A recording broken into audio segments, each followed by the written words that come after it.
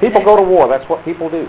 Would like more clans come, or was it just that clan? Depends. Depends. Sometimes even clans within a single tribe warred with each other. What Western society tends to call war, I'm going to use the stereotypical language, the bloodthirsty, savage battles out on the plains, you know, arrows and tomahawks and clubbings and dismemberment and things like that. Not necessarily so when it came to a tribe on tribe or even a clan on clan within the same tribe dispute. Many times, as a matter of fact, a majority of the time, these disputes were settled with an athletic endeavor of some sort. In contemporary times, and Indian nations today, at least where I grew up playing ball for the Cherokee Nation. We don't declare war on each other anymore. We declare softball. Fast-paced softball. You can do football or anything like that. Softball. That's like the old guys.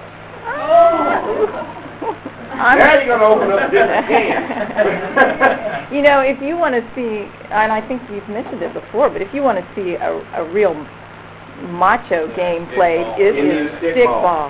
There will be some stickball being played at the powwow, at the symposium. There are 2 stickball games on the schedule at the Beta Field at Northeastern, and they play stickball there quite regularly, actually. And it's brutal. That's like a rugby league. It's like rugby, hockey, a gang fight, and oh yeah, there's a ball game involved too. Whatever the one. The closest modern lacrosse. Lacrosse. That's the closest Western society style of game is lacrosse, but it was born out of Indian stickball. And the women play it, and the women have traditionally played it. We have within our tribe a photograph of women playing stickball in their long dresses, which are similar to Cherokee Trail of Tears dresses. In their long dresses playing stickball in the late 1800s. So women were playing it too. If you ever get a chance to go, there's a Indian stickball tournament, a Mississippi Choctaw tournament that lasts all week down in Mississippi Choctaw area and down around Philadelphia, Mississippi. That is amazing. It is so much fun. Some of these stickball games would go until literally people had to be carried off the field from exhaustion. Not because they were necessarily, clubbed unconscious. And as far as Native American wars goes, or fighting, that sort of thing, that changed a lot once there were Europeans on the East Coast. Because as soon as the Europeans started coming, everybody started getting pushed. And when the East Coast natives were pushed further west, then it infringed upon, it made a difference in what hunting was available and that sort of thing in the next group of people's area. And then that to the next and that to the next and on down the line. For instance, when the Ioway were first encountered by whites, we were still up around the Great Lakes area, that further north. But by the time we were where we were when we were named Iowa by whites, we were in the state of Iowa. We were in that area. So we'd already been pushed that far. So that happened. And the more you're pushed, the more you're likely to fight. When that I don't want to call it migration, but when that happened, when they were pushed, would they find other clans of their tribe to live with, or was each clan still separated and still on their own? Well, different nations would have different scenarios, different social structures.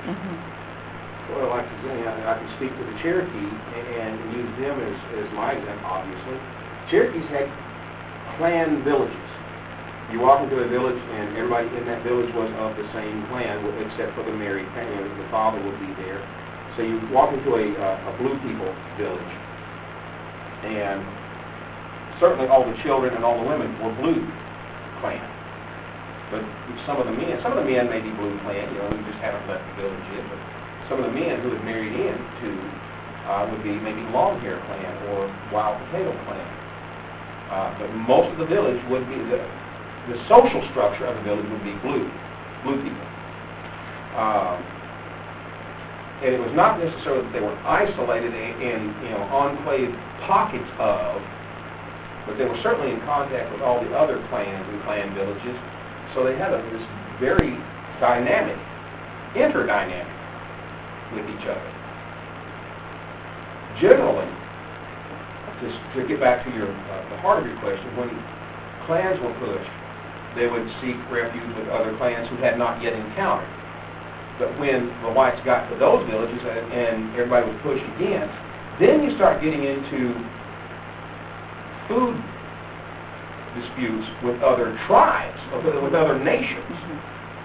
Now, when it was with, you know, within the same tribal system, within the same national system, the clans, you know, they just take their brothers and sisters in. Think of it like this. If my brother and his family comes to my house and I allow them to come, you know, I allow them to come in and raid my refrigerator, that's okay, because they're my relatives. But am I going to be just as hospitable for some random stranger who walks right in and goes and helps himself? No, I will not be as hospitable. Why? I don't know that person. I don't know what he's here for. And it's basically the same thing. When you're dealing with minor disputes like, say, you know, you walked across our territory without asking permission. That's one thing. But when you start going into another person's property and another person's livelihood and killing and eating his cattle, killing and eating his food reserves, you know, killing and eating the tribe, the things that are going to keep that group of people alive through the coming winter. Now we've got a whole different set of circumstances. Now we're going to war. We're not going to settle this on the ball field. So many of these tribe-on-tribe, nation-on-nation wars were not because of traditional enemies. You know, I hate you, and you know, you're Apache, and I'm not, and we're going to kill each other, and we're all dead. It wasn't like that. It's, you know, hey, you're stealing my food. In other words, I have no food because the white man stole mine. That's not my business. They're not over here. They're not stealing our food yet. You are. So many of these nation-on-nation wars were forced wars by the push of the whites. Going a long way to answer some simple questions, but these take some deep explanation.